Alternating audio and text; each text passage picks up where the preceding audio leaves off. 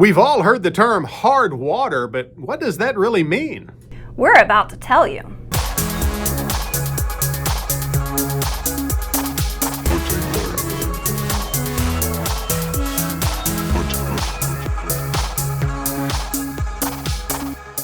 Hello and welcome to Season 2, Episode 2 of HUTV, Huntsville Utilities Television. I'm Todd, joined as always by the Bonnie to my Clyde and the Jekyll to my Hyde, Amanda. Hey everybody. Amanda, are you ready to dive into this week's topic? Sure. Let me just take a sip. Well, while you do that, I'll remind you that HUTV would not be possible without the support of our sponsors. And here with this week's sponsor is the life-size cardboard cutout of our president and CEO, Wes Kelly. This week's episode of HUTV is brought to you by mermaids.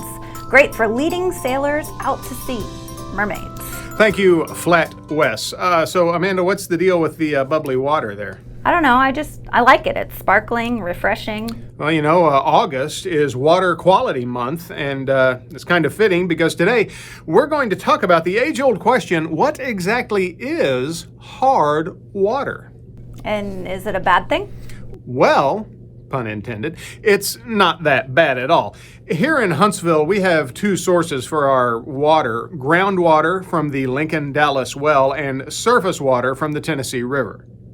Okay, but the well water and the surface water gets treated, right? So, I mean, I don't get it. Don't they do something to make it soft or hard? Well, the hardness of the water is determined by the minerals in the water, like calcium and magnesium. And hardness is a natural characteristic of water, and it's not really a bad thing. And we don't really control the hardness at our water treatment plants so much as we control a lot of other important factors that make your water safe to drink. Gotcha. Did you know that our water quality lab is like pretty state of the art? I've talked to those guys and gals and they get water samples sent to them from all over the state to be tested in our lab. It's pretty cool. It is, and you know, we have to mention the awards, the countless awards that our water department wins all the time. They do a fantastic job of not just keeping your water clean and safe, but the facilities in which they do all this amazing work. Year after year, they're winning something from best tasting water to best operated water treatment plants. All right, so the water is good, we know that, but what's the deal with the hardness? I personally know I'm not a fan of like soft water, but I can't imagine I'd like it super hard anyway, so what's the deal? Okay, well, you know, I said earlier that hardness is a natural characteristic of water, and for us, well water is slightly harder than surface water. Now, at Huntsville Utilities, we monitor the water quality, and we keep an eye on calcium levels, but basically, if you look at this map here, we're kind of in the middle when it comes to water hardness. Now, keep in mind, too, that water hardness does vary slightly across our service area depending on where you live, and it is something you can test for. So how can I tell if my water is too hard? Well, you might notice a buildup of calcium on your shower head. It's more noticeable in things that use hot water, like a dishwasher or a washing machine.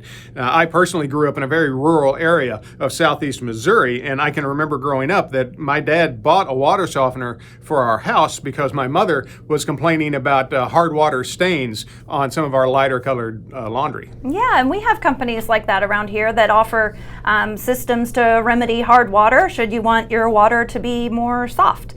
But in essence, I guess it just comes down to personal preference. Feel free to tell us your opinions though. I'm curious which one you like. Do you like the soft water, the hard water? Let us know in the comments below.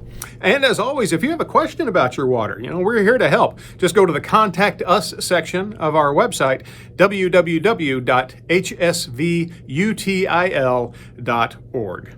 And now it's time for The Week in Utilities.